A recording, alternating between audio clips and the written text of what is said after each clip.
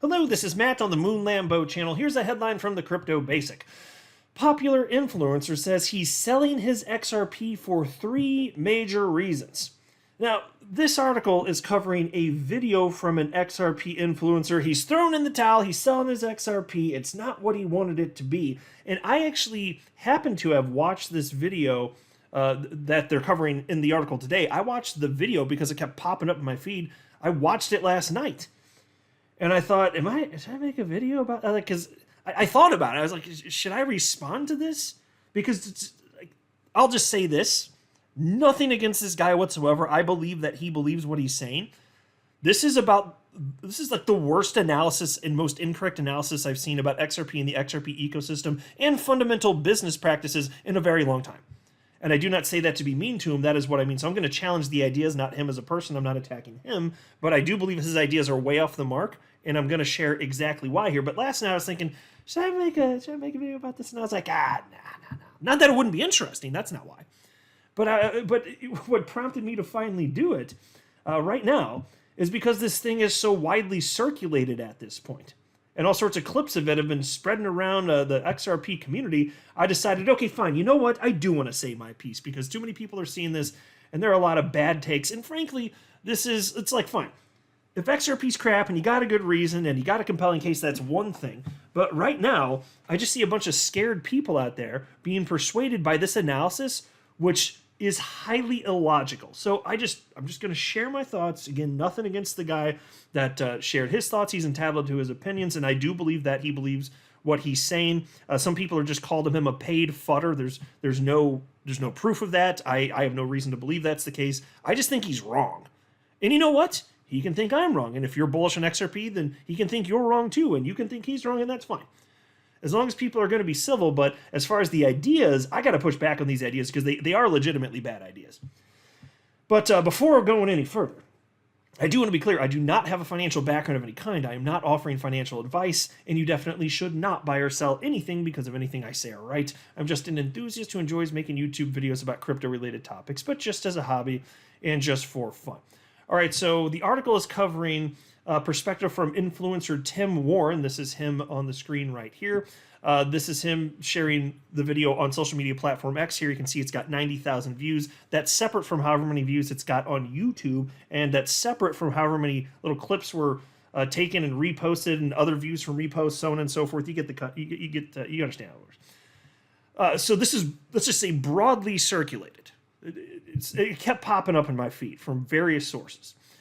So that's why last night, finally, I watched it. And I was just like, oh, God, this is like the worst take. Like, no, just no. So finally, I'm going to just sit back because I am going to tear the ideas to shreds because it's that bad. He literally doesn't understand the XRP ecosystem, and he doesn't understand the tokenomics of XRP, and he doesn't understand just common sense business practices. You'll see as I go through this. So anyway, piece reads as follows. Popular YouTuber Tim Warren has begun liquidating his XRP portfolio, citing 3 major concerns with the blockchain project. The price of XRP has underperformed relative to other major crypto assets in the past few months. While analysts continue to predict an imminent breakout and the XRP community continues to exercise patience, a few former XRP faithfuls are already giving up on the project. Famous YouTuber Tim Warren is one among such previous XRP devotees. In a recent video, the former XRP enthusiast revealed 3 core reasons why he is liquidating his position in XRP. Notably, Warren suggested that he will likely minimize his exposure to the cryptocurrency and will not abandon it completely. He still believes there's a chance that XRP will bounce back in the short term, although he remains bearish on the asset's long-term prospects. In the Tim Warren video, which has garnered over 38,000 views on X, yeah, well, obviously more than that now, over 90,000 just on X at this point.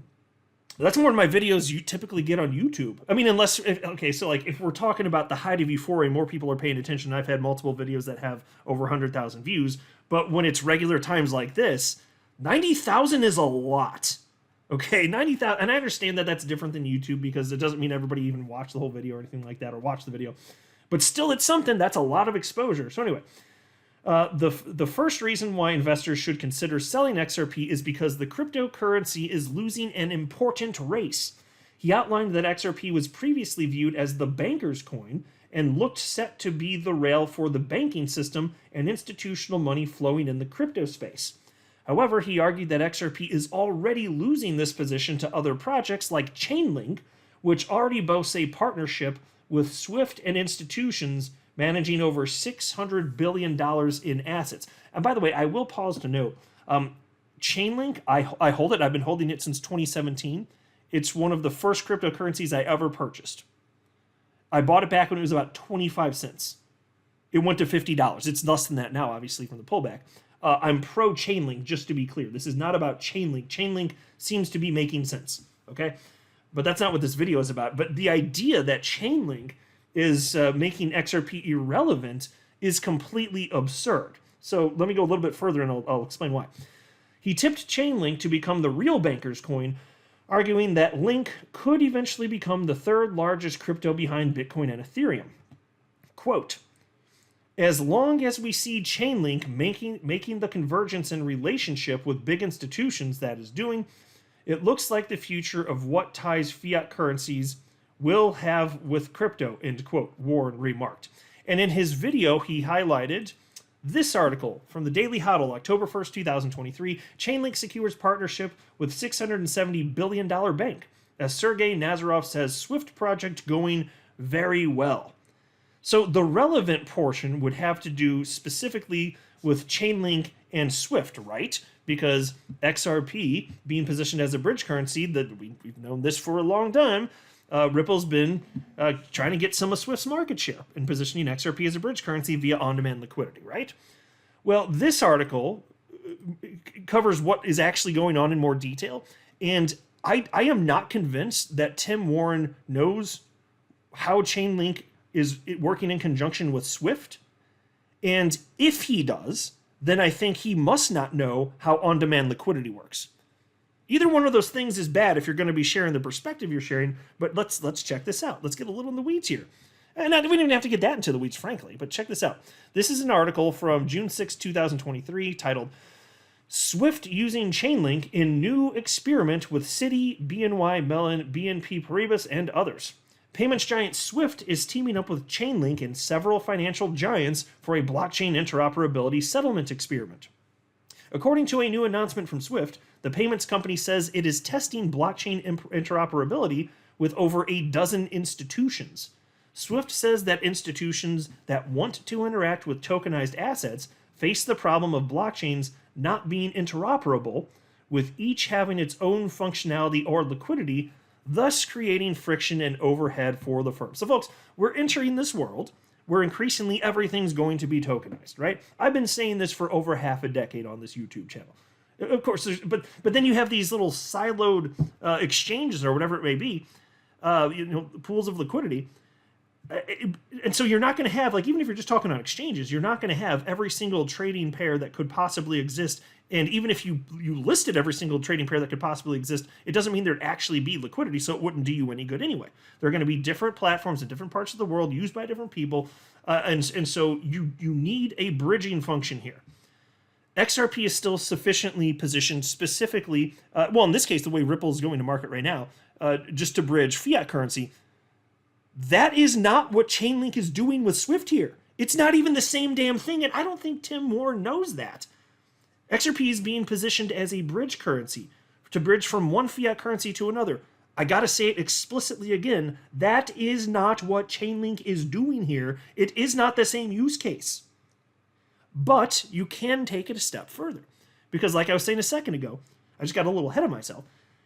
You're going to increasingly have a more liquid world, a more tokenized world. All sorts of things are going to be tokenized. Real world assets, stocks. And you're going to need a way to bridge that. Well, XRP can be used for that as well. But what I'm saying here, again, this is the takeaway. If you're talking about what Ripple is doing, because let's get to the chase. He has a problem with the fact that there's new competition coming in. So that means Ripple's losing its ground in terms of positioning XRP as a bridge currency. Here's another reason that doesn't make sense, though. XRP has been gaining adoption to the point where half of Ripple net transactions use XRP as a bridge currency. Those are the most recent figures that we've seen from Ripple. That's real world adoption. What we're talking about right here, and the reason this is one of the reasons he's saying he's selling his XRP, it's based on a test, just a test, not real world implementation, but a test having to do with Chainlink and Swift. So think about this. You have the front runner. I mean, let's be real. For this use case, Ripple's way ahead of any competitor. Most people are even just starting to enter the test phase, as is the case with Swift and Chainlink for blockchain-related things. But even then, it's not the same thing as bridging fiat currencies. But they're that far behind. And so the fact that a new competitor enters, you know how stupid this is? This would be like, obviously, like Facebook, massive social media platform, right? It would be like if I created a new social media platform, and then Tim Warren came along and was like, oh, whew, that Moonlambo guy created a new social media platform. Facebook is in trouble. Are you kidding me? And then on top of that, so yes, it is that absurd. A tiny new competitor comes in, and now Ripple, which has been here longer, they're just screwed? Is that how business works? I don't think so. And again, that would be assuming they were even trying to do the same thing, which they are not. Tim Warren does not know what he's talking about, but he sure as hell is scaring some people, that's for sure. And he's selling his XRP based on this. This is one of his 3 big reasons. It's astonishing. That's why I told you at the outset, again, no offense to him, is the way he's thinking through this and his understanding of the ecosystem, it's very poor. It just is. Piece continues. Swift says that institutions that want to interact with tokenized assets face the problem of blockchains not being interoperable, with each having its own functionality or liquidity, thus creating friction and overhead for the firms. Removing this friction, according to Swift, would aid in the institutional adoption of tokenized assets and long-term market adoption. Quote, we're collaborating with the Swift community globally to test how institutions can use their Swift connection to seamlessly interoperate with the multitude of blockchain networks emerging around the world.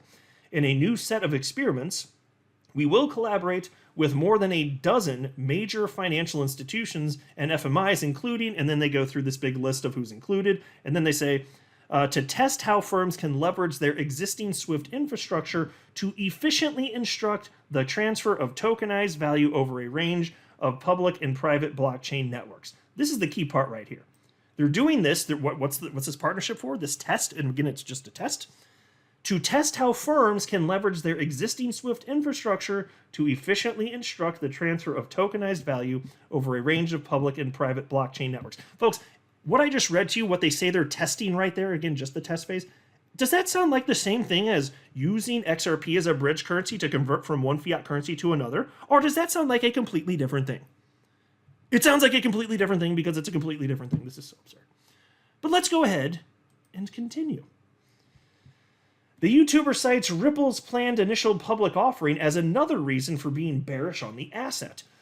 Precisely, he notes that if Ripple proceeds with its IPO, then it has little reason to protect the price of XRP from declining. In fact, he argues that if Ripple had an IPO, then the company would have a divided loyalty and is more likely to favor shareholders over XRP holders. He predicts that any time the, quote, IPO Ripple stock starts to drop, then the company will sell off XRP to keep their business afloat. Folks, I have to tell you, this is just a completely absurd take, and I'll tell you why in a second. But the first time I heard him say that, my jaw dropped, and I was there just like by myself in stunned silence, recognizing that there's a human that believes that actually makes sense. So check this out, because again, his argument here, to be clear, he's saying that there's a conflict of interest if there's an IPO. So we've got Ripple stock out there, and let's say that Ripple stock starts to drop, then he's saying to make up for the fact that the stock is worth less, they'd have to sell XRP to make up for the loss. That's what he's saying right there. But that is wrong. If Ripple has an IPO and the stock price drops, that does not mean that Ripple suddenly has a cash flow problem. That doesn't by necessity mean Ripple would need to sell anything. Those two ideas are separate concepts, and his quote, frankly, there is a demonstration of his lack of understanding of fundamental business practices.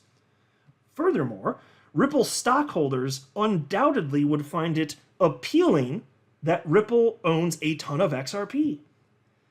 And those XRP holdings would be factored into the stock price of Ripple to a certain degree, albeit at a highly discounted rate compared to what that XRP would be worth on paper. Because obviously, if you're looking in terms of what it's worth, you take their quantity times the market rate, and it's just billions and billions and billions, right?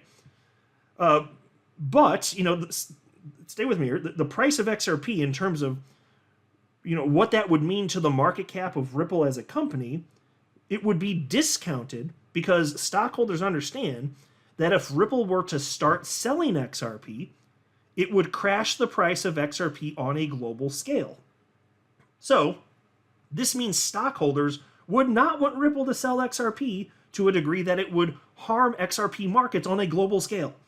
And so Ripple would not. Beyond that, Ripple has literally over $1 billion in cash in the bank. They're mega solvent. So the idea that they need to sell XRP because their $1 billion isn't enough to scrape on by, that's absurd.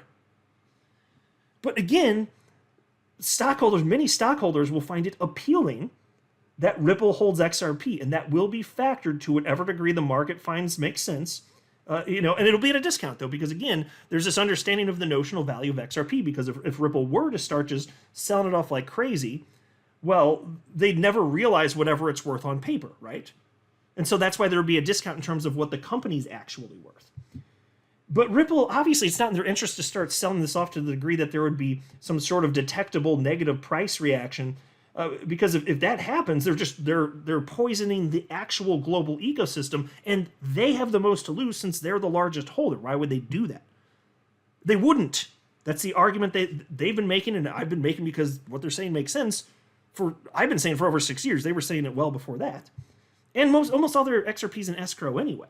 But look, again, their stockholders understand. They know, obviously, that part of the reason the stock value will be what the stock value is because of XRP. So to think that Ripple, if the stock goes down, would sell XRP, that's for that reason. Especially when, again, that doesn't mean there's a cash flow gap. It doesn't mean that they need more money. It means the stock price went down. Maybe the market got spooked, or there's some stupid news, or maybe it's just because there's some sort of black swan event on a macro scale having nothing to do with Ripple, and stocks are down in general. That doesn't mean they need to sell XRP. That's a ridiculous idea. This guy doesn't understand fundamental business concepts. This is wrong. This doesn't make any sense, but I'm telling you, stockholders would never want Ripple to sell XRP to the degree that it would impact the global price of XRP to the negative. So it's not a conflict of interest. These interests are hand in hand. It's completely ridiculous. It's a really bad take. That's why I was saying at the outset of the video, it's one of the worst. It's basically the worst analysis I've seen in a very long time, honestly. Done in good faith, but my God, he gave it the old college try, but not a passing score here. And then there's the last point here. Tim Warren provided a final reason why he is long-term bearish on XRP. He cited the company's legal victory against the United States Securities and Exchange Commission last July. According to him, the victory means that XRP is the only coin that has legal clarity in the entire cryptocurrency space. He asked, quote, "Why isn't the price doing anything? There is no coin out there that should have a more bullish chart," end quote. Folks, that is absurd. It's so naive to think that. So XRP has legal clarity, and what happens now? Now it's bullish even though the whole market was going down. So what? XRP should have blazed to the upside, hit a new all-time high, even though Bitcoin was going down, and then XRP should be number one in market cap because reasons? Is that how this works all of a sudden?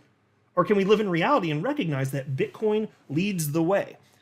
After that news dropped, we were in a negative area for months in terms of crypto price action. 4 months on end. Check the chart, son. I've talked about this. I talked about it at the time. Yes, there was excitement. XRP price went up dramatically in a matter of several hours or so, basically doubling, and it quickly went back down. And then for the next few months, Bitcoin went down and XRP went down, correlating. XRP has never hit a new all-time high without Bitcoin leading the way first. And that's never happened without stocks going ballistic. Why would you think it would be different now? Why is this one metric, when your little fantasyland mind, why is this the one metric that is of paramount importance that it's more crucial than any other factor out there, because he's saying, because again he said, quote, there is no coin out there that should have a more bullish chart. Are you sure about that? I'm Mr. XRP Bull here, but that doesn't make logical sense. The asset class moves in tandem. We also know historically that XRP lags behind the market even in bullish cycles, which is why when Bitcoin was melting faces, and a lot of altcoins were for the second half of 2017, XRP for almost half a year just moved sideways until suddenly it wasn't. Middle of December 2017, took off. So here, this is amateur hour stuff. This is what people who are new to investing do. They don't like the price action in the short term. They want it to be doing something else. They don't understand why it's not, and so there's a reason to sell. Now, he can sell if he wants to sell. If he thinks that makes logical sense, and fine. Maybe I'm wrong then. I don't think I'm wrong. Fine. Go ahead and sell if that's what you want to do. I'm not telling him not to. Okay? If that's what he thinks makes sense, fine. But I'm just telling you, that's the type of critical thinking, and I'm being very generous with the term critical, that people who are new investing engage in. It's the same thing. I've told the story before, how days before XRP went on its face melting rally in the middle of December 2017, there was an XRP YouTuber, and he said, this was literally like 2 or 3 days before the bull run started. He's like, XRP, oh man, what an opportunity cost, what a waste. I've just been holding it. It didn't do anything. I feel like it should have been moving by now, so I just sold it all. I sold it all. 2 to 3 days later, I'll never forget that because of the timing of it. It was so funny to me. He sold it all after holding for so long because he was impatient. Because I want my Lambo now. I want moon action now. Like, that's the people that respond that way. The people that have brains that work like that. I mean, that's just not an adult way to think or implement any sort of investment strategy. You're flying by the seat of your pants. And you're like, well, but I feel like it should be higher price. That's basically the argument here. It should be higher price. Okay, man. Well, you do you, girl. Like, I don't know what to say. It's like, I mean, if you think that it should be and it's never going to be, and okay, I think that doesn't make a damn bit of sense, and we'll see who's right, because I think that what's most probable is at some unknown point in the future, XRP will hit a new all-time high in enterprise discovery, and I'm skeptical that's going to happen if Bitcoin doesn't hit a new all-time first. I don't think there's very low chance of that. But once that happens, however long that takes, yeah. Because the asset class moves in tandem and Bitcoin leads the way. But the rest of this analysis, my gosh, what a train wreck. I'm not a financial advisor. You should not buy or sell anything because of anything I say or write. That would be a very, very, very bad idea. Until next time, to the moon, Lambo.